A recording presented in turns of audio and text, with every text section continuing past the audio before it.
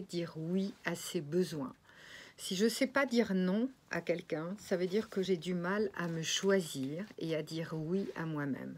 Alors on va voir que de reconnaître, en premier conseil qu'on va donner à nos auditrices, auditeurs, le premier conseil, c'est de reconnaître ce que j'ai fait. Tiens, aujourd'hui, j'ai fait ceci ou cela de bien et je peux être fière de moi.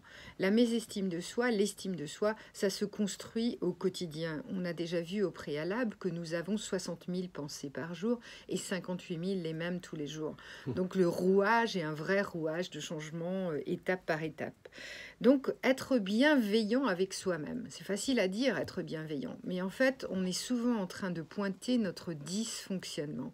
On ne pointe pas ce qui va bien, on pointe ce qui ne va pas bien. Dimanche, je donne un stage confiance en soi, estime de soi, celui que je donne une fois par an à cette période. Et l'idée, d'abord, c'est de conscientiser. Est-ce que je me dis, je vais rater, je vais pas réussir, je vais ci, je vais ça? Est-ce que j'écris déjà au négatif ou est-ce que j'écris au positif? Vous voyez, dans mes stages, je fais d'abord écrire quelques vœux. Genre, je suis votre bonne fée, j'ai une baguette magique et vous allez écrire 5 vœux. Alors au début, vous trouvez ça très drôle et en fait, vous allez constater par vous-même, et j'invite les auditeurs, auditrices à le faire, vous allez constater par vous-même que quand vous demandez un vœu, vous allez dire par exemple, je veux arrêter de grossir. Eh bien, ça ne marche pas, parce que vous dites grossir, vous dites que vous voulez arrêter. Et ça veut dire que votre cerveau, il va enregistrer le verbe et donc le mot grossir, ce qui est lourd pour vous, ce dans quoi vous allez mettre du poids justement. Alors, si vous voulez être plus mince, vous allez dire « je veux être mince et musclé » ou « je veux affiner ma silhouette ». Et vous allez demander votre vœu au positif. Et déjà, cela, pour votre cerveau, ça va changer tout. C'est ce qui revient le plus. Alors, c'est ce qui revient le plus, oui. Je veux plus grossir. Ou au lieu de dire « je veux arrêter de fumer », on va dire « je veux respirer sainement, je veux… préserver ma santé. Voilà, accepter ma dépendance. » Et donc, au fur et à mesure, tout ce qu'on va accepter, on va pouvoir le traverser. Je viens de donner un gros stage samedi, dimanche de libération émotionnelle qui s'appelait Rebirth. Ça veut dire renaissance. Et en fait, on accepte et on traverse. Ah oui, je comprends donc tout de suite que l'estime de soi, ça joue beaucoup sur la parole, le langage, la manière dont on parle et dont on se parle. Alors, sur nos mots intérieurs, Marc, tout à fait. Nos mots MOTS, nos mots MAUX intérieurs.